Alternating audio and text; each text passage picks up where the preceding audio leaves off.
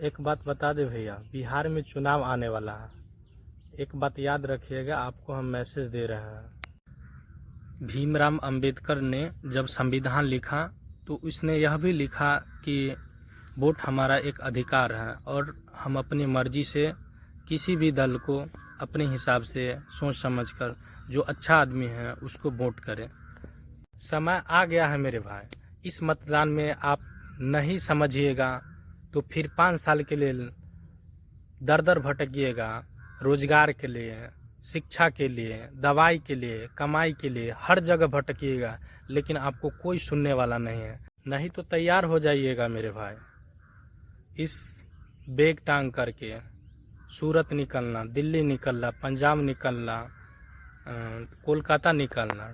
आपने देखा है कि पटना में किस तरह से विद्यार्थी, छात्र और छात्राओं पर लाठीचार्ज, वाटर कैनन, जितने भी सारी चीज़ हैं, पुलिस कर्मी जितना भी है, सभी आदमी ने किस तरह बेरहमी से पूरा विद्यार्थी को मारा है। उस पल को और उस चीज़ को याद करना आपका इस वोट में और इस मतदान में आपको ही सोचना और समझना पड़ेगा।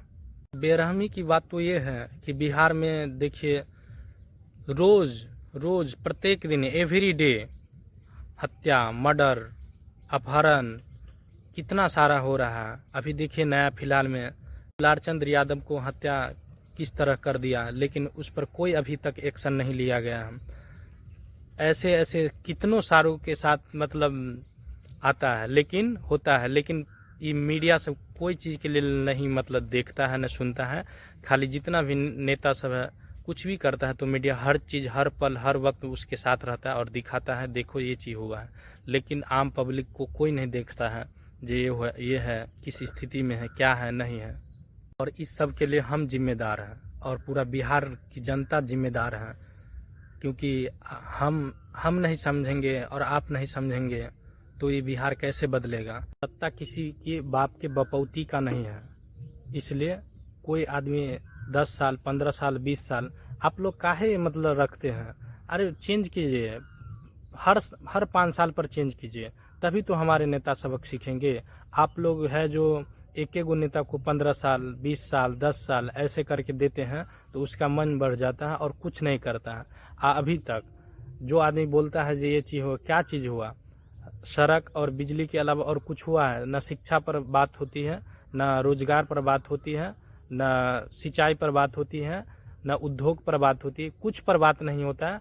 बस आपको जाति, धर्म और जितना भी चीज़ है इस सब में आपको उलझा करके रखेगा और आपको लगेगा कि हमारा नेता जाति और धर्म के लिए लड़ रहा है। और जो मुसलमान है क्या वो गड़बड़ है? अरे सब भाई हैं, सब हिंदुस्तानी हैं, सब एक है, लेकिन आपको और हमको लड़ा करके रख देगा।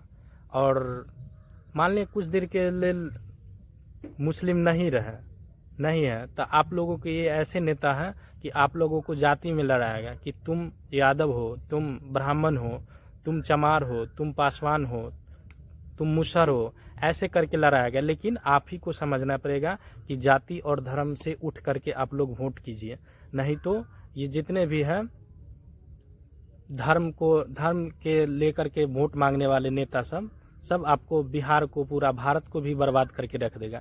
इसीलिए आपको इस बार आपको उस नेता को सबक सिखाना है जिस नेता ने आपको आपके साथ हक छीना, आपको हक छीना है और बहुत सारे चीज़ों से दूर किया। और देखिए मैं किसी नेता के पक्ष में नहीं बोल रहा हूँ, जो अभी बिहार की हालात हैं, जो सच्चाई है वो मैं बोल रहा हूँ। मैं किसी पार्टी की तरफ से नहीं हूँ। हमें सपोर्ट कीजिए और शेयर कीजिए दबा के, ताकि उस लोगों तक पहुँच सके जो इस चीज़ों को समझ सके। नहीं तो वो नहीं समझेंगे तो फिर वही हालत और व्यवस्था रहेगी, तो फिर बहुत ज़्यादा दिक्कत होगा। इसलिए आप लोग हैं जो शेयर कीजिए और हमें सपोर्ट कीजिए। आप लोगों को दिल से धन्यवाद। Love you.